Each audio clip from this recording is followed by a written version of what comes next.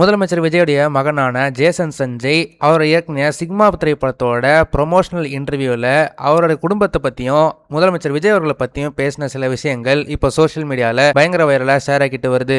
உங்கள் சத்யாவில் இப்பொழுது ஆடி அதிரடி தள்ளுபடி. முதலமைச்சர் விஜயுடைய மகனான ஜேசன் சஞ்சய் லைகா ப்ரொடக்ஷனோட தயாரிப்பில் சிக்மா அப்படின்ற திரைப்படத்தை இயக்கியிருக்கிறாரு.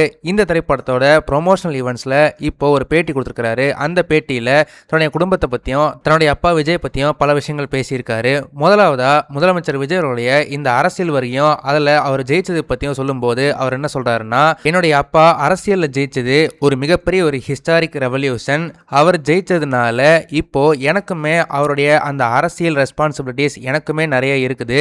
சுற்றி இருக்கிற எல்லாருமே அவங்க தூரமாக இருந்தாலுமே என்னை பைனாகுலரில் கண்டிப்பாக பார்த்துட்டு இருப்பாங்க.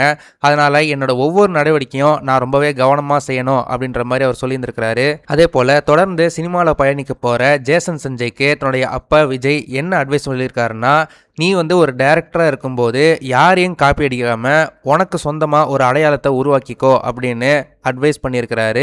இந்த ஒரு அட்வைஸ் தான் ஜேசன் சஞ்சய்க்கு இப்போ சினிமாவில் ஒரு சொந்த பாதையை தைரியமாக தேர்ந்தெடுக்க சஞ்சய்க்கு மிகப்பெரிய ஒரு பலமாக இருந்திருக்கிறதா அவர் அந்த பேட்டியில் சொல்லியிருந்திருக்கிறாரு. அதே போல் ஜேசன் சஞ்சய் சொன்ன இன்னொரு முக்கியமான விஷயம் என்னன்னா, எனக்கு ஒரு வேளை டைம் டிராவல் பண்ணுற சான்ஸ் கிடைச்சதுன்னா நான் கண்டிப்பாக முருகதாஸ் அவர்கள் கூட துப்பாக்கி படத்துக்கு நான் ஏடியாக ஒர்க் பண்ணுவேன். அந்த படத்தோட ரைட்டிங்கும் சரி என்னுடைய அப்பா விஜய் பெர்ஃபார்மன்ஸும் சரி எனக்கு ரொம்பவே பிடிக்கும்.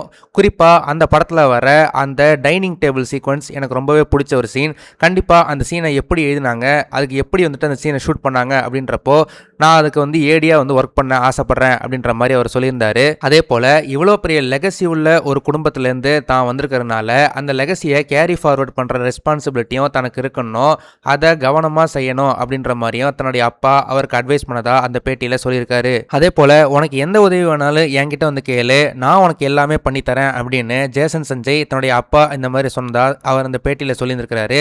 அதே போல் அவர் டைரக்டர் ஆக போகிறாரு அப்படின்றத தன்னோட குடும்பத்துக்கிட்ட சொன்னதுமே அவருடைய அப்பா, அவங்களுடைய அம்மா, அவங்களுடைய தங்கச்சி எல்லாருமே ரொம்பவே சப்போர்ட்டிவாக இருந்தாங்க அப்படின்னு சொல்லியிருக்காரு. அடுத்ததா அவருடைய தங்கச்சியை பற்றி ஜேசன் சஞ்சய் சொல்லும்போது, நானும் என்னோட தங்கச்சியும் இப்போதைக்கு ஒன்றா இல்லைனாலும் நான் அவளை ரொம்ப மிஸ் பண்ணுறேன். அப்பப்போ வீடியோ காலில் நாங்கள் பேசிப்போம். அதே போல் இந்த சிக்மா திரைப்படத்தோட ஃபர்ஸ்ட் ஒன்லைனை நான் அவகிட்ட தான் ஷேர் பண்ணேன். அவள் எந்த ஒரு ஃபீட்பேக்காக இருந்தாலுமே ரொம்பவே டிரான்ஸ்பரண்டாக சொல்லிடுவா. நான் அவள் கூட இன்னும் நிறைய டைம் ஸ்பெண்ட் பண்ணணும்னு நினைக்கிறேன். அதே போல் அவளை பார்த்துக்கிறதுக்கான ரெஸ்பான்சிபிலிட்டி இப்போ எனக்குமே இருக்குது அப்படின்ற மாதிரி அவர் ரொம்பவே ஓப்பனாக பேசியிருந்திருக்கிறாரு. ஜேசன் சஞ்சய் சொன்ன இந்த விஷயங்களை பார்க்கும்போது உங்களுக்கு என்ன தோணுது அப்படின்றத மறக்காமல் கமெண்ட் செக்ஷனில் சொல்லுங்கள். இந்த வீடியோ உங்களுக்கு பிடிச்சிருந்தா மறக்காமல் லைக் பண்ணுங்கள், ஷேர் பண்ணுங்கள். இதே மாதிரி தொடர்ந்து நிறைய இன்ட்ரெஸ்டிங்கான வீடியோஸ் பார்க்க வீட்டாக்கிஸ் சேனலை சப்ஸ்கிரைப் பண்ணுங்கள்.